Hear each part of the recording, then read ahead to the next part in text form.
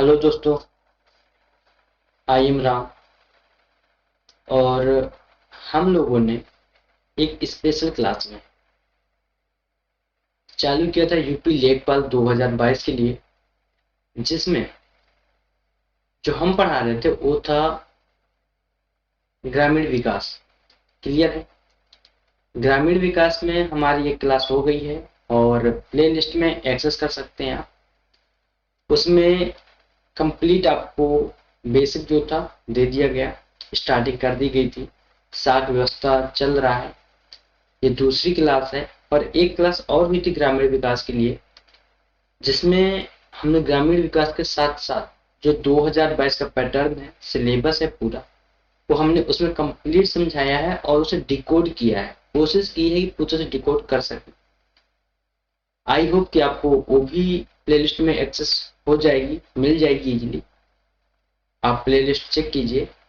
और यहाँ पे जो मेन सिलेबस चल रहा है वो सिविल के लिए चल रहा था और अदर कम्पिटिटिव जो ऑल एग्जाम है, जिनमें आपको एक बेसिक जीएस चाहिए होती है, एक अंडरस्टैंडिंग चाहिए होती है, उसके लिए बट डिमांड थी ग्रामीण विकास कराया जाए, तो आपको ग्रामीण विकास कंप्लीट कराया जाएगा। और आई होप कि बहुत जल्द जीएस के जो शॉर्ट क्लासें हैं वो आपके लिए लाई जाए। कोशिश यही है, फैकल्टीज आ रही हैं और डोंट वरी, इंडिया की टॉप फैकल्टी लाके खड़ा करेंगे आपके सामने। अब देखिए, तो साख व्यवस्था में हमने क्या समझ लिया था, पूरा बैंकिंग सिस्टम को हम समझ चुके थे कि इंडिया में बैंकिंग सिस्टम किस टाइप का है। पूरे बैंकों के प्रकार समझ लिए थे, वाणिज्यिक बैंक से लेकर के सहकारी बैंक तक, विदेशी बैंक तक और विकास बैंक तक। उनके कार्य समझ लिए थे। उनके कार्य समझने के बाद हम लोगों ने उन्हें कंट्रोलिंग पावर जिनके हाथ में होती है, उनकी कंट्रोलिंग पावर, यानी जिसे साख नियंत्रक बोला जाता है, उनको भी हमने कंप्लीट कर लिया था। क्लियर है क्या? तो ये सारी बातें पहली क्लास में हो चुकी है। तो मैं रिवाइज करा देता हूँ क्या क्या पहली क्लास में हो चुका है। और आई होप कि आज की क्लास थोड़ी शॉर्ट रहे, क्योंकि टेक्निकल प्रॉब्लम बहुत है इसमें। तो आज टीम लगी हुई है, कंप्लीटली इशू फ्री हो जाएंगे शायद। आई होप करता हूँ कि दुआ कीजिए कि जल्दी ही टेक्निकल इशू सॉल्व हो जाए। अब देखिए क्या क्या पढ़ चुके थे। पूरा बैंकिंग सिस्टम हम पढ़ चुके थे, बैंकिंग प्रणाली पढ़ चुके थे। बैंकिंग प्रणाली के अंदर हमने बैंक्स पढ़े,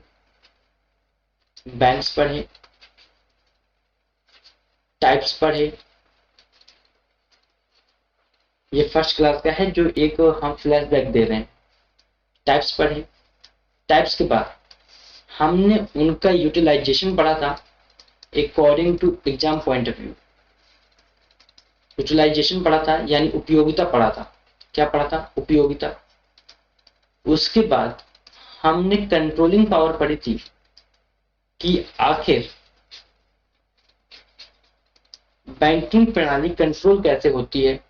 तो कंट्रोलिंग पावर में हमने दो बातें बताई थी कि एक होता है आरबीआई, जो कि हमारा केंद्रीय बैंक है, इकलौता सेंट्रल बैंक है। क्लियर है? और दूसरा बताया था कंट्रोलिंग अथॉरिटी में गवर्नमेंट, यानी सरकार, गवर्नमेंट। आरबीआई क्या करती है? आरबीआई जो आपकी मौद्रिक प्रणाली है, जो आपकी मौद्रिक प्रणाली है उसे कंट्रोल करती है, यानी कि जो मॉनेटरी पॉलिसीज आती हैं, जो मॉनेटरी पॉलिसीज आती हैं वो सब कौन बनाता है? सारी मॉनेटरी पॉलिसीज आरबीआई बनाता है। क्लियर है? गवर्नमेंट का काम क्या है? गवर्नमेंट का काम है जो राजकोषीय नीति है आपकी, बैंकिंग प्रणाली को कंट्रोल करने की राजकोषीय नीति। उन राजकोषीय नीति को कौन बनाता है? सरकार बनाती है। क्लियर है क्या? कि क्या कैसी पॉलिसी लेके आती हैं, कैसे कंट्रोल करते हैं, क्वालिटेटिव प्रॉपर्टी क्या है, क्वांटिटेटिव प्रॉपर्टी क्या है, कि आपके परिणात्मक रिजल्ट क्या है, आपकी गुणात्मक बातें क्या है। ये सारी बातें पहली क्लास में हो गई थी। क्लियर है? तो आज हम क्या करेंगे, आज हम नाबार्ड को देखेंगे। किसे देखेंगे? नाबार्ड को। क्लियर है? नाबार्ड को क्यों देखना जरूरी है आपके सिलेबस के अकॉर्डिंग भी और ग्रामीण विकास को लेकर के। यहाँ नाबार्ड की दो बहुत इंपॉर्टेंट उपयोगिता है, यूटिलाइजेशन है, जो दो टाइप से है।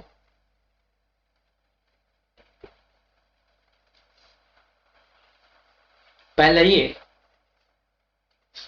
कि नाबार्ड करता क्या है। नाबार्ड एक सबसे पहली बात सांविधिक एक संस्था है, इसे समझिए।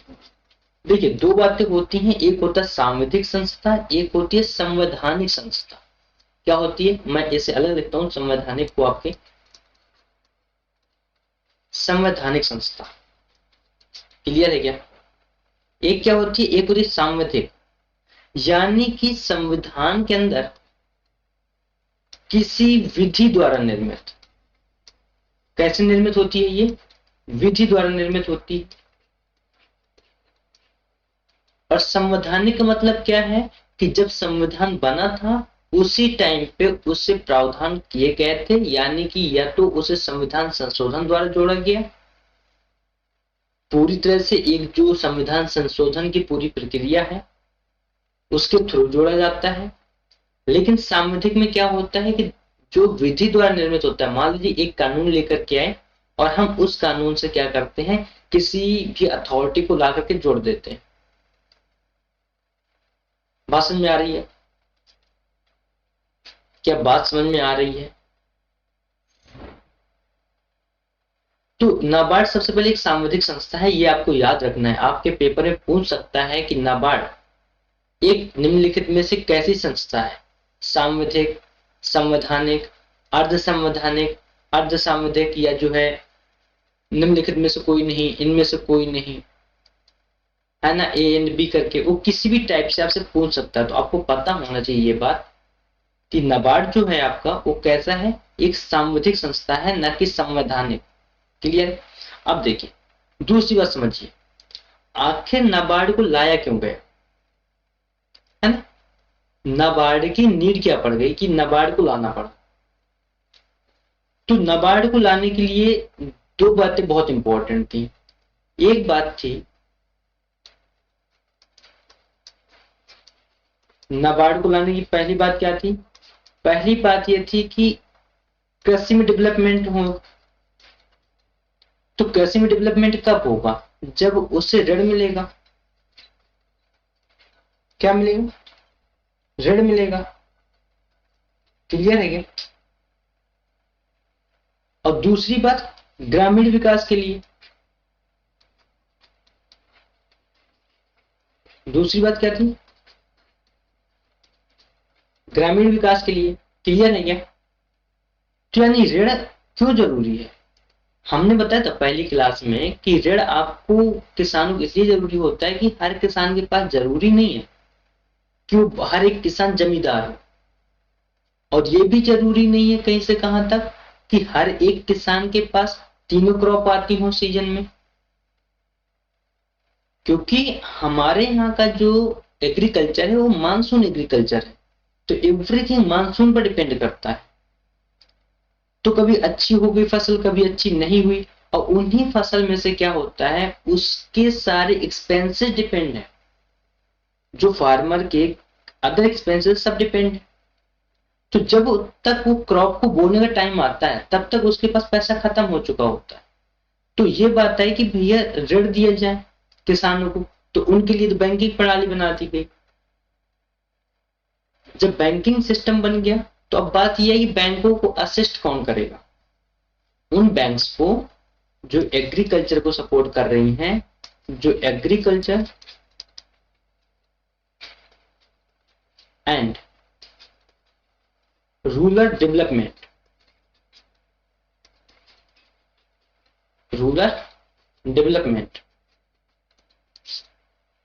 इनको सपोर्ट करें। इन्हें कौन सपोर्ट करेगा? तो इनके सपोर्ट के लिए बना दी गया नाबार्ड, कि नाबार्ड उन बैंक्स को फाइनेंस करेगा जो बैंक्स एग्रीकल्चर और रूरल डेवलपमेंट के लिए काम करेंगी। क्या क्लियर हो गई बात? नाबार्ड का पर्पज क्लियर हुआ आपको? क्या नाबार्ड का पर्पज क्लियर हुआ? तो फिर क्या हुआ 1979 में, कब 1979 में योजना आयोग के एक सदस्य थे श्री बी शिवराम। कौन थे? श्री बी शिवराम। इन्हें अध्यक्ष बनाया गया और इनके अध्यक्षता में एक कमेटी बनाई गई ताकि वो नाबार्ड के लिए रिकमेंडेशन दे सके। क्लियर है? क्लियर है क्या? तो फिर 1981 में एक एक्ट आता है, कृषि और ग्रामीण विकास अधिनियम, और उस एक्ट के तहत 1982 में नाबार्ड की स्थापना कर दी जाती है। आई होप बात क्लियर होगी। क्या बात क्लियर है? नाबार्ड की स्थापना क्यों की गई और कैसे की गई? क्या हिस्टोरिकल बैकग्राउंड क्लियर हुआ आपको? हिस्टोरिकल बैकग्राउंड क्लियर हुआ क्या? आगे बढ़े, आगे बढ़े। तो अब देखेंगे, आप लोग नोट्स प्रिपेयर कर सकते हैं, मैं आपको स्लाइड में आपको नोट्स देखेंगे। क्लियर है? अभी पीपीटी नहीं दे पा रहे हैं, बहुत जल्द कोशिश कर रहे हैं कि सारी प्रॉब्लम रिजॉल्व हो जाए, जिससे आपको क्या दे सके, पीपीटी आपको मिल सके। तो ये था बैकग्राउंड। अब देखेंगे, ये सारी चीजें पहली क्लास में हो चुकी हैं, इस वजह से इन्हें दोबारा नहीं करेंगे। क्लियर है? अब देखो, यानी NABARD, national agriculture and rural development bank. Clear है? फुल फॉर्म क्या है नाबार्ड का? नाबार्ड का फुल फॉर्म है राष्ट्रीय कृषि और ग्रामीण विकास बैंक। बात समझ आ रही है कि राष्ट्रीय कृषि यानी नेशनल, इंग्लिश में भी लिख लीजिए, agriculture, national agriculture and rural development bank.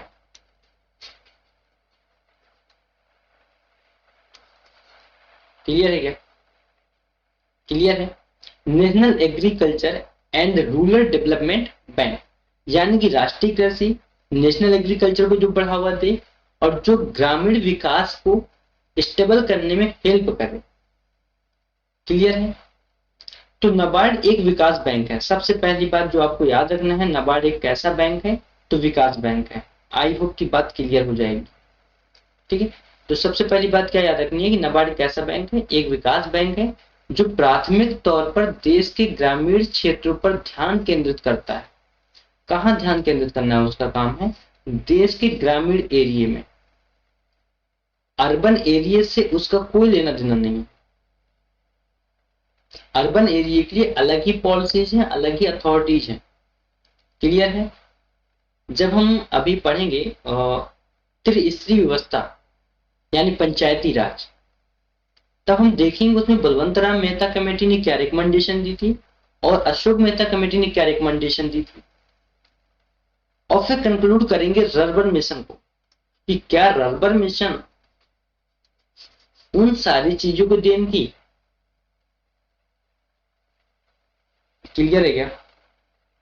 Rurban का मतलब होता है रूरल प्लस अर्बन। क्लियर है? जो एक मिशन चला था, मिशन आया था, तो एक ही क्लियर करेंगे। तो ग्रामीण क्षेत्रों पर क्या करता है? ध्यान केंद्रित करता है, विकास बैंक की तरह काम करता है। क्लियर है? और यह कृषि एवं ग्रामीण विकास हेतु किस लिए? एग्रीकल्चर एंड रूरल डेवलपमेंट के लिए वित्त प्रदान करने के लिए शीर्ष बैंकिंग संस्थान है ये। कैसा? शीर्ष बैंकिंग संस्थान। यानी कि जैसे एक आपने देखा होगा हर एक चीज की चेन होती है, एक हायरार्की होती है कि सबसे ऊपर सबसे हाईएस्ट ऑफिसर बैठा है ना, उससे नीचे और थोड़ा कम पोस्ट वाला, उससे नीचे और थोड़ा रैंकिंग जिसकी कम होती है, और उससे नीचे और कम रैंकिंग वाला। ठीक है, एक हायरार्की है। तो इसी तरह से बैंकिंग सिस्टम के अंदर भी हायरार्की है। तो उस हायरार्की की जो अपेक्स अथॉरिटी है राष्ट्रीय कृषि और ग्रामीण विकास को लेकर के, वो कौन है?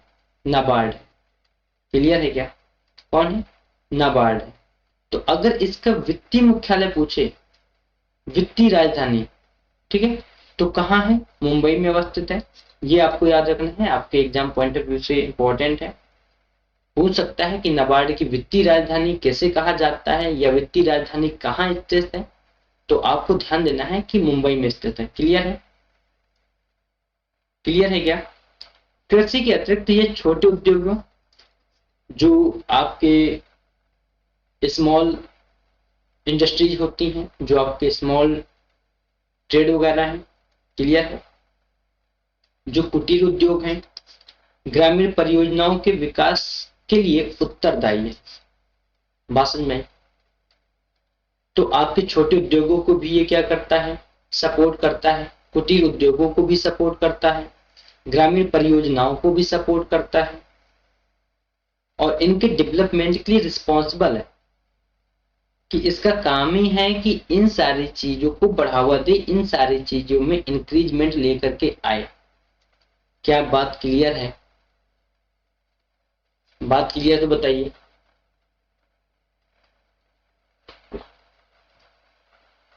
देखिए नेक्स्ट पॉइंट, यह एक सांविधिक निकाय है। क्या बोला था? सांविधिक, यानी कि किसी विधि के तहत संविधान के अंदर जोड़ा गया है, संवैधानिक नहीं। इसके लिए कोई बहुत बड़ा संशोधन नहीं करना पड़ा। क्लियर है क्या? एक विधि बनाई गई नॉर्मल, और उससे लाकर के से जोड़ दिया गया, जिसकी स्थापना 1982 में राष्ट्रीय कृषि और ग्रामीण विकास बैंक अधिनियम 1981 के तहत की गई थी। तो एक बात ध्यान देनी है आपको, ये अधिनियम भी पता होना चाहिए नाबार्ड के लिए, और आपको इसका एस्टेब्लिशमेंट ईयर जो कि 1982 है वो भी आपको पता होना चाहिए। क्लियर है क्या?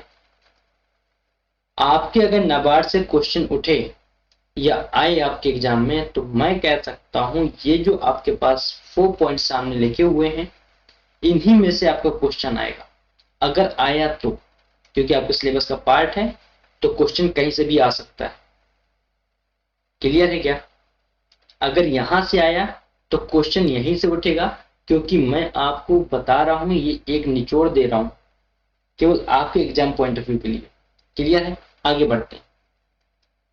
अब देखिए, इसी क्रम में वर्ष 1979 में तत्कालिक योजना आयोग के सदस्य कौन? श्री बी शिवरामन की अध्यक्षता में भारत सरकार के आग्रह पर भारतीय रिजर्व बैंक ने, आरबीआई ने, कृषि एवं ग्रामीण विकास के लिए संस्थागत ऋण की व्यवस्था की समीक्षा करने हेतु एक समिति का गठन किया। क्या बात क्लियर है? भारत सरकार ने आग्रह किया, अनुरोध किया, आरबीआई ने एग्रीकल्चर एंड रूरल डेवलपमेंट के लिए एक ऑर्गेनाइज डेब्ट की व्यवस्था जो कर सके, यानी संस्थागत ऋण जो प्रोवाइड करा सके, उसकी समीक्षा के लिए एक क्या बनाएगी? कमेटी बनाएगी, समिति बनाई गई, और उस कमेटी ने 1982 में राष्ट्रीय कृषि ग्रामीण विकास बैंक अधिनियम 1981 के तहत एक सांविधिक निकाय के रूप में नाबार्ड की स्थापना की। क्या बात क्लियर है? क्या हिस्टोरिकल बैकग्राउंड क्लियर हुआ? मैंने पहले ही ओवरव्यू में दे दिया था कि ये हिस्टोरिकल बैकग्राउंड है नाबार्ड का आपके। आगे बढ़े। आप अगर नोट्स बना रहे हैं तो बनाते चलिए, नहीं बना रहे हैं स्क्रीनशॉट ले लीजिए, आराम से लिख लीजिएगा। क्लियर है? अगर नहीं ले पाए फर्स्ट स्लाइड की, तो फर्स्ट स्लाइड की भी ले लीजिए। आप स्क्रीनशॉट लेते चलिए और आराम से नोट्स बनाइएगा, कोई जल्दीबाजी नहीं, बहुत आराम से पढ़िए, सिलेबस हो जाएगा, डोंट वरी। अब देखिए, इसकी आरंभिक जो पैड अप कैपिटल थी वो 100 करोड़ रुपए थी, क्योंकि हर एक बैंक की एक क्वालिफिकेशन कि अगर आपको बैंक स्टेबल करना है तो आपके पास इतना पैसा बैकअप में होना चाहिए।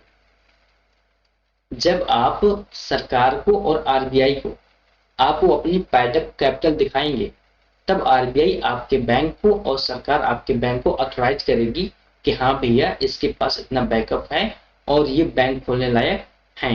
क्लियर है? बैंक कोई भी नहीं खोल सकता, इसके लिए एक बहुत बड़ी प्रोसीजर होती है।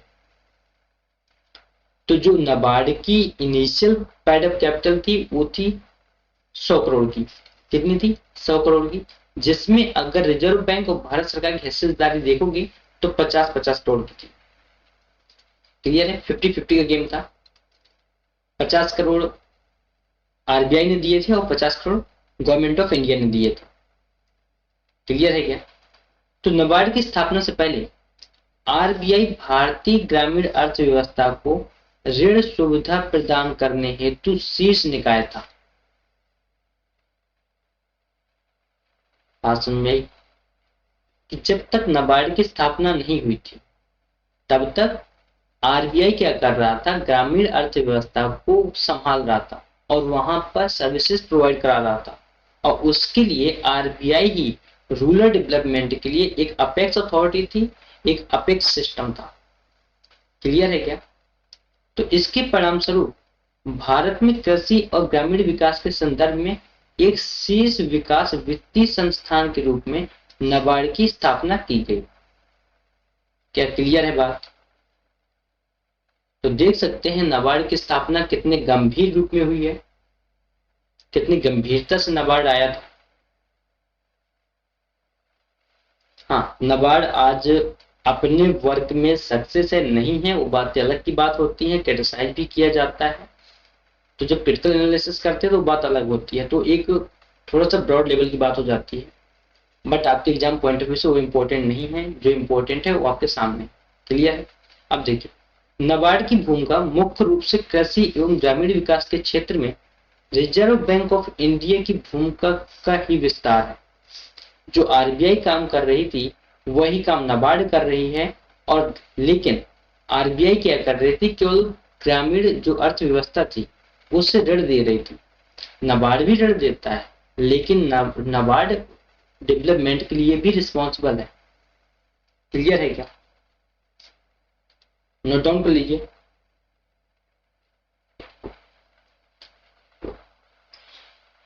तो नाबार्ड किस लिए भी रिस्पॉन्सिबल है? जो रूरल डेवलपमेंट है, जो एग्रीकल्चरल डेवलपमेंट है, उसके लिए भी रिस्पॉन्सिबल है। जबकि आरबीआई क्या काम करता था? आरबीआई केवल जो रूरल इकोनॉमिक थी उसे ऋण देता था, डेप्ट देता था, बस। क्लियर है क्या? क्लियर है? आगे बढ़े। अब देखिए, तो अगर यहाँ पर ग्रामीण बैंक की संरचना देखेंगे तो पहले क्या आती है? व्यावसायिक बैंक आती है। ये मैंने केवल एक स्लाइड लगा दी है क्योंकि बैंकिंग सिस्टम ऑलरेडी पहली क्लास में कराया जा चुका है, तो वहां से कंप्लीट बैंकिंग सिस्टम पढ़ें, एक एक चीज को कहीं से उठा के कुछ भी मत पढ़ें। मैं आपको इसलिए बता रहा हूँ ये बात क्योंकि चीजें अगर आप कहीं से भी कुछ भी उठा के पढ़ेंगे तो आपको कंफ्यूजन क्रिएट होगा, क्लियरिटी नहीं मिलेगी आपको टॉपिक में। क्लियर है? तो जहां से पढ़ें एक चीज से पढ़ें, एक स्तर से पढ़ें।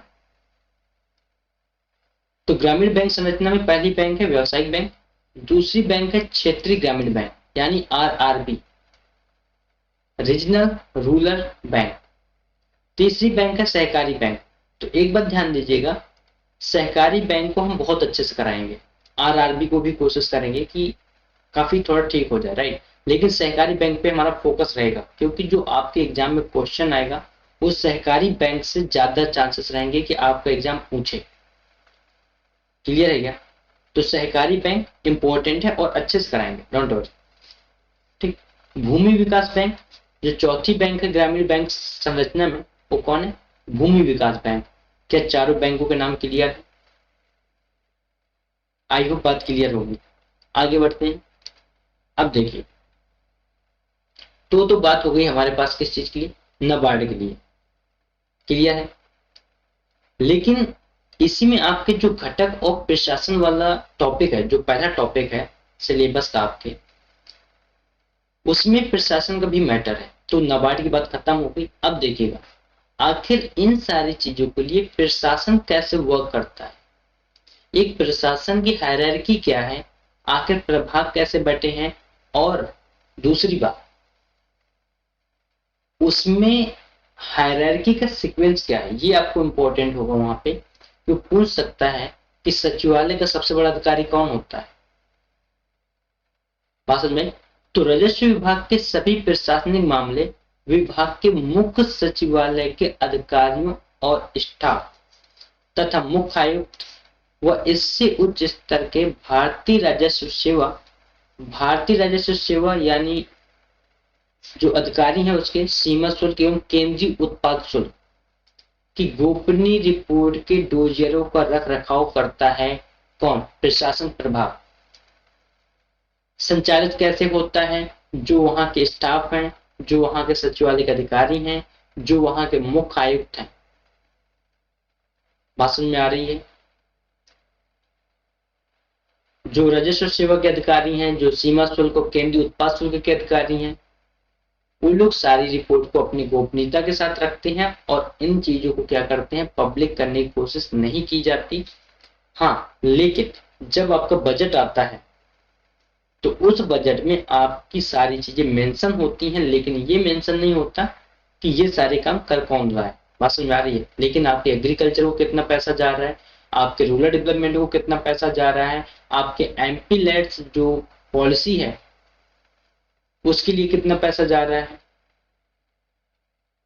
बात समझ में आ रही है? क्लियर है क्या?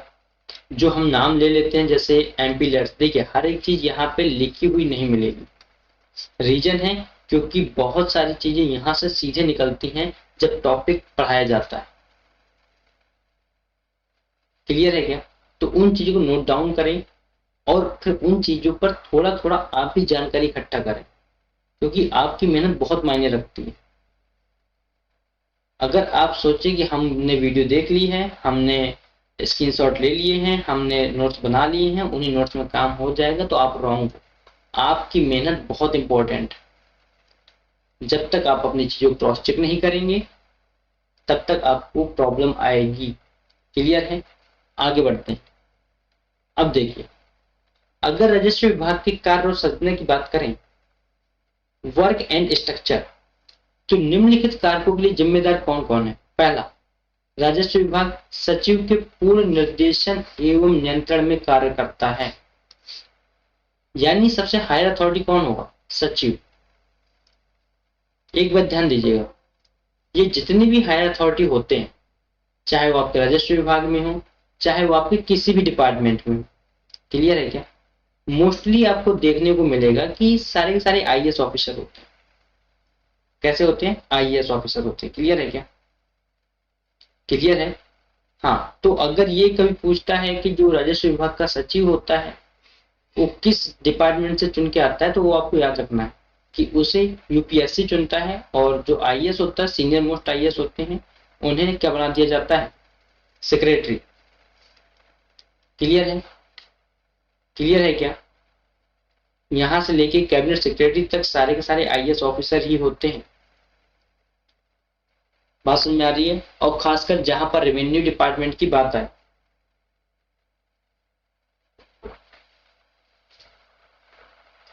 अब देखिए, यह प्रत्यक्ष और अप्रत्यक्ष संघीय करों से संबंधित जो डायरेक्ट और इनडायरेक्ट, जो डायरेक्ट टैक्स आ रहा है और जो इनडायरेक्ट टैक्स आ रहा है, उनसे संबंधित मामलों के संबंध में अपने अधीनस्थ दो कानूनी बोर्डों, जिनके नाम क्या है? नाम था केंद्रीय प्रत्यक्ष कर बोर्ड और केंद्रीय उत्पाद शुल्क एवं सीमा शुल्क बोर्ड के माध्यम से नियंत्रण करता है।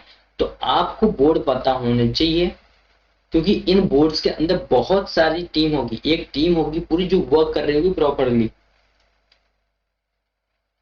बात समझ में आ रही है?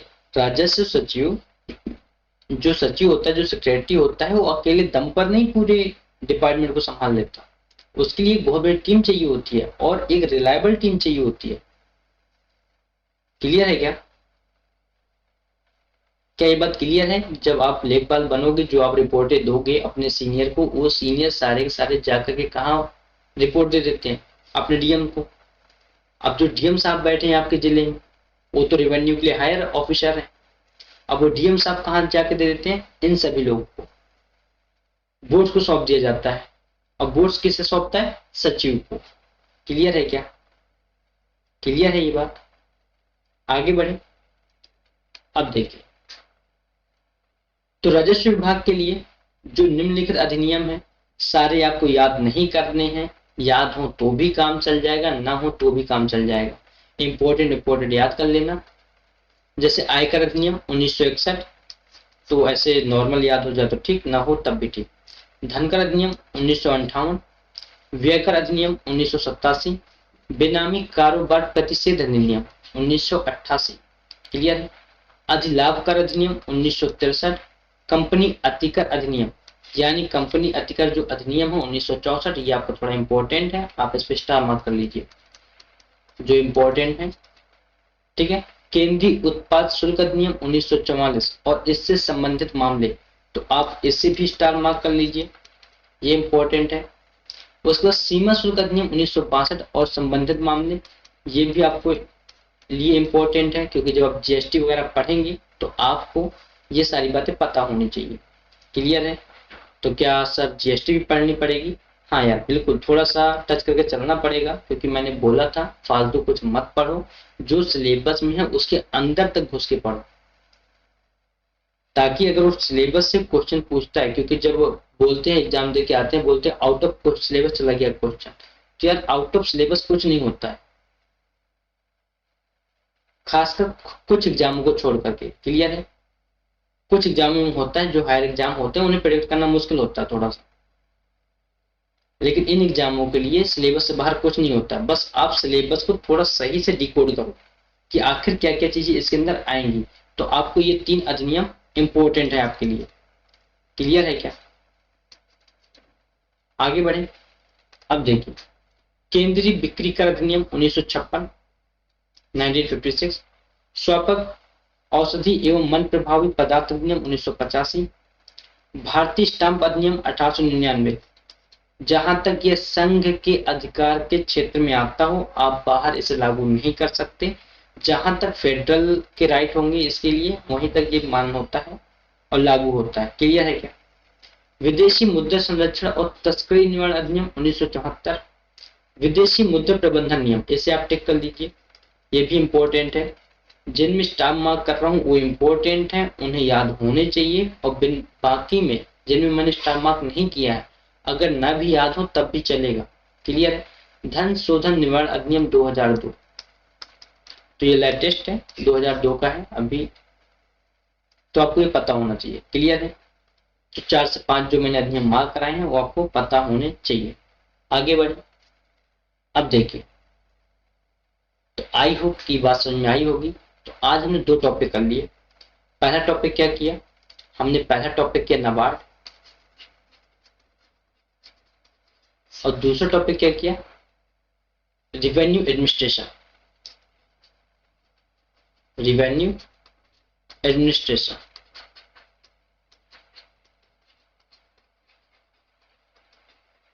तो इन दोनों टॉपिक के रेडी कर लें, अच्छे से रेडी कीजिए, जिससे आपको एक बार में समझ में आ जाए, और दोबारा अगर रिवीजन करें तो पूरी तरह से पक्का हो जाना चाहिए। क्लियर है क्या बात? कल देखेंगे बैंकों का इतिहास, और बैंकों के इतिहास के बाद आपका जो ये साख व्यवस्था वाला टॉपिक है, आई होप कि कंप्लीटली फिनिश हो जाएगा। ठीक है? थैंक यू सो मच, मिलते हैं नेक्स्ट क्लास में।